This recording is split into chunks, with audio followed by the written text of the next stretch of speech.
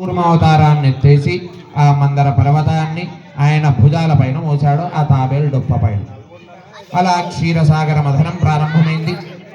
అలా మథనం చేస్తుండగా మొట్టమొదటిగా పుట్టిందే హాలాహలం, అంటే విషం. ఈ విషం పుట్టుడుతోని అందరూ కూడా భయపడ్డారు. ఎందుకు అంటే ఆ విషం ఎలా ఉంది అంటే, మన భాషలో చెప్పుకోవాలంటే ఒక యాసిడ్ లాగా ఉన్నది విషం. దాన్ని ముట్టుకుంటే అవయవాలు, చర్మం అన్నీ కూడా కాలిపోతున్నాయి. కాలిపోతుంటే మరి దీనికి సరి అయిన పరిష్కారం ఎవరు అనేసి అడగగా పాపం శివుడు బలైపోయాడు. ఆయన భోలాశంకరుడు కదా. వీళ్ళందరూ కూడా ఆ శివుడిని ప్రార్థించాడు. మరి వీళ్ళందరూ ప్రార్థించిన తర్వాత ఆయన మాత్రం ఏం చేస్తాడు? తాగక తప్పలేదు విషం. ఆయన విషాన్ని స్వీకరించాడు. మరి విషాన్ని మింగివేస్తే ఆయన పుట్టలోనే కదా మనం అందరం ఉన్నది. మరి మింగివేస్తే మనందరికి ప్రమాదము అనేసి ఆయన ఏం చేశాడు అంటే గొంతులోనే దాచుకున్నాడు.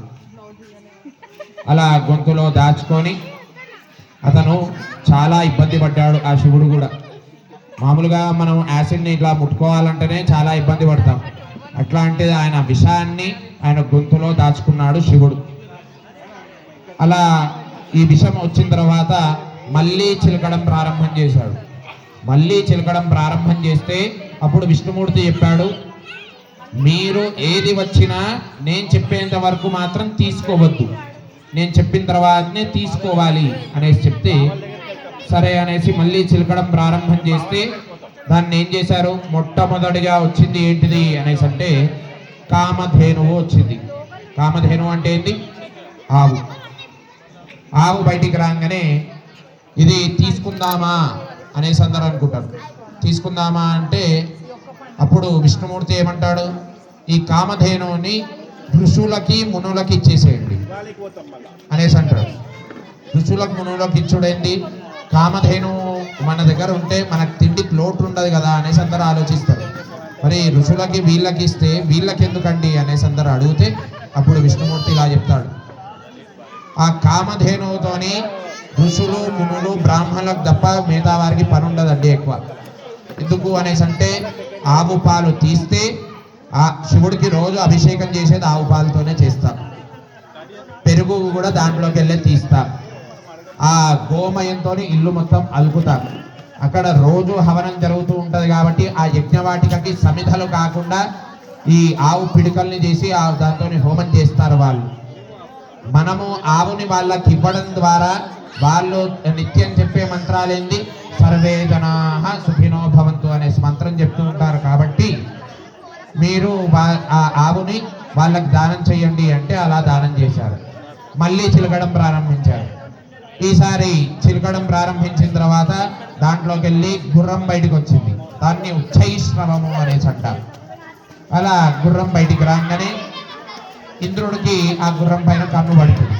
ఇది తెల్లగుందే, చాలా బాగుంది అనేసి కన్ను పడంగానే దాన్ని విష్ణుమూర్తి ఏం చేస్తాడు అంటే మన పాతాళ లోకానికి అధిపతి అయిన బలి చక్రవర్తికి ఇస్తాడు ఆ గుర్రాన్ని. ఎందుకు అనేసి అంటే అతను భూపాలన చేస్తున్నప్పుడు వామన అవతారంలో ఆ బలి చక్రవర్తిని తొక్కేస్తారు కాబట్టి ఆయనకి ఇచ్చేశారు. అలా ఇవ్వగా మళ్ళీ చిలకడం ప్రారంభించారు. అలా ప్రారంభించిన తర్వాత దాంట్లోకి వెళ్ళి కల్పవృక్షం బయటపడ్డది. కల్పవృక్షం ఎటువంటిది అనేసి అంటే దాని కింద కూర్చొని మనం ఏదైతే కోరుకుంటామో ఆ క్షణంలో పండులాగా ఊడి మన చేతిలో పడుతుంది. అంతది శక్తి ఉన్నది కల్పవృక్షం.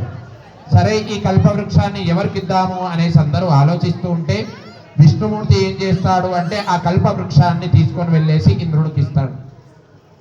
ఇంద్రుడికి ఇవ్వగానే అతను దాని కింద కూర్చుంటాడు.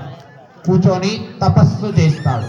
తపస్సు చేసి ఏమని కోరుకుంటాడు అనేసి అంటే, అమ్మా లక్ష్మి, నువ్వు ఇదేంటి దూర్వాస మహాముని శాపం వల్ల మీరు వెళ్ళిపోయినరు, నేను రాజ్యభ్రష్టున్నయ్యాను, మళ్ళీ మీరు మా దగ్గరికి తిరిగి రావాలి అనేసి అక్కడ కల్పవృక్షం కింద కూర్చొని కోరుకుంటాడు.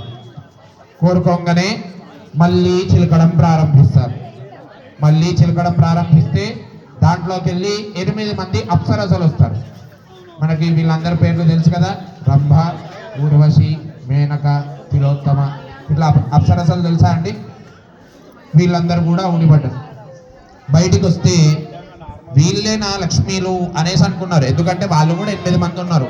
మరి లక్ష్ములు ఎంతమంది అండి? అష్టలక్ష్ములు కదా. మరి వీళ్ళ అనేసి అంటే అప్పుడు విష్ణుమూర్తి చెప్పాడు వీళ్ళు కూడా కాదు, వీడు అప్సరసలు అనేసి. సరే అనేసి మళ్ళీ చిలకడం ప్రారంభించారు. మరి ఇంద్రుడు యొక్క కోరిక తీరాలి కదా. అలాగా చిలకడం ప్రారంభించిన తర్వాత చివరికి లక్ష్మీదేవి చంద్రుడు ఒకటేసారి పుట్టుకొచ్చారు. ఇలా పుట్టుకొని రాగానే అమ్మవారు ఎలా మెరుస్తుంది అంటే ఆ చంద్రుడు, పున్నమి చంద్రుడు ఎలాగైతే మెరుస్తాడో ఆ చంద్రుడికి 1000 రెట్లుగా అమ్మవారి ముఖం అంతగా మెరుస్తున్నది. అలా అమ్మవారు బయటికి వచ్చింది. బయటికి రాగానే ఇంద్రుడు తన రాజ్యాన్ని తిరిగి పొందాడు. దీని ద్వారా మనకి అర్థమైన కథ ఏంటి అనేసి అంటే మనకి ఎంత డబ్బు ఉన్నా ఎంత ఏమున్నా సరే అహంకారం ఎప్పుడైతే మనలో అయితే వస్తుందో, డబ్బు సంపాదించడం, మా దగ్గర వస్తువులు ఉన్నాయి, మా దగ్గర బంగారం ఉంది, మా దగ్గర వజ్ర వైఢూర్యాలు ఉన్నాయి, మేము ఒక మనిషిని మనిషిలాగా చూడము అనేసి ఎప్పుడైతే అహంకారం పెరిగిపోతుందో అప్పుడు లక్ష్మీదేవి కూడా మన దగ్గర ఒక్క నిమిషం నిలవదు. ఈ ఇంద్రుడి వృత్తాంతం ద్వారా మనం లక్ష్మీదేవి వృత్తాంతాన్ని కూడా తెలుసుకుంటాం. అలాగా మళ్ళీ వెళ్ళేసి ఆ కల్పవృక్షం కింద కూర్చొని శరణాగతి చేస్తే కానీ అమ్మవారు తిరిగి రాలేదట.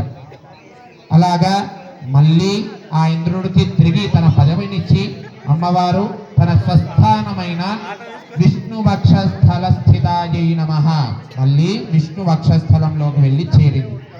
అలా చేరిన అమ్మవారిని పాపం కొన్ని రోజులన్నా ఉచ్చరించిందా అంటే మళ్ళీ భృగు మహర్షి వచ్చింది. భృగు మహర్షి వెంకటాచల మహాత్యంలో మళ్ళీ నడుచుకుంటూ వచ్చేసి విష్ణుమూర్తి వక్షస్థలం పైన తన్నేసరికి ఏమైంది, మళ్ళీ అమ్మవారు అలిగింది. మళ్ళీ అలిగి భూలోకానికి వచ్చింది. మళ్ళీ ఆ కథా వృత్తాంతంలో మనం తెలుసుకోవాల్సింది ఏంటి అంటే అమ్మ వచ్చింది అంటే తండ్రి తప్పకుండా దిగి వస్తాడు. అమ్మవారు వచ్చి ఎక్కడ కూర్చున్నది? కొల్హాపూర్ మహాలక్ష్మి దగ్గర కూర్చున్నది అమ్మవారు.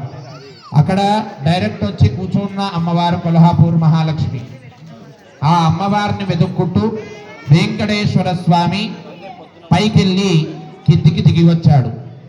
అలాగా మనము ఆ లక్ష్మీ నారాయణులని, ఆ పద్మావతి వెంకటేశ్వర స్వామిని నిత్యం ఆరాధిస్తే